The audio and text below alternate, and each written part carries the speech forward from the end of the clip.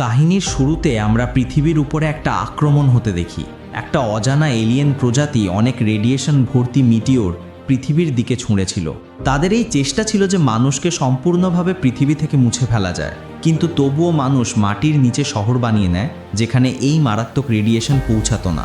আর এইভাবে মানুষ আজও কোনো রকমে বেঁচেছিল। এই বছর চলছে 2199, আর মানবতা এখন প্রায় শেষ হওয়ার কাগারে। মাটির নিচে বসা শহরগুলিতে থাকা মানুষেরাও আশা হারিয়ে ফেলেছিল।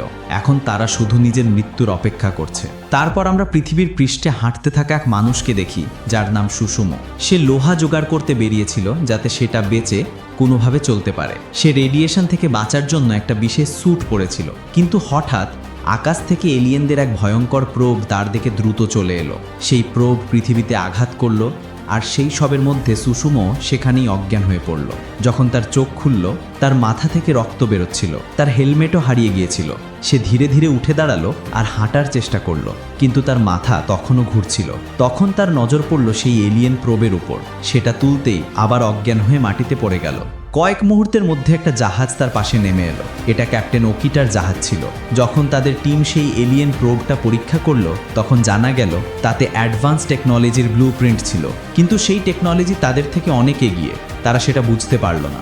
এরপর ওকিটাকে জানানো হলো যে লোকটা এই প্রোবের সঙ্গে পাওয়া গেছে তার শরীরে রেডিয়েশন অনেক বেশি। এক ক্রু মেম্বার বলল যে তার বাঁচার কোনো আশা নেই। কিন্তু যখন তারা কথা বলছিল, তখন হঠাৎ সুসুমো ঘরে ঢুকে জোরে জোরে চিৎকার করতে লাগলো। সেখানে উপস্থিত ডাক্তার আর গার্ডরা তাকে থামানোর চেষ্টা করলো। সুসুমো ওকিটার দিকে অভিযোগ ছুড়ে দিল, বলল, আগের যুদ্ধে তুমি আমার ভাইয়ের জাহাজকে ঢাল হিসাবে ব্যবহার করেছিলে আর নিজে পালিয়ে গিয়েছিলে। আসলে কিছুদিন আগে সুসুমোর ভাই কমান্ডার কোড নিজের ব্যাটেলশিপে শত্রুদের সঙ্গে যুদ্ধ করছিল। তাদের শত্রু ছিল গামালাস নামের এক শক্তিশালী এলিয়েন জাতি। আর এখন ধীরে ধীরে মানুষ নিজের পরাজয়ের দিকে এগিয়ে যাচ্ছিল।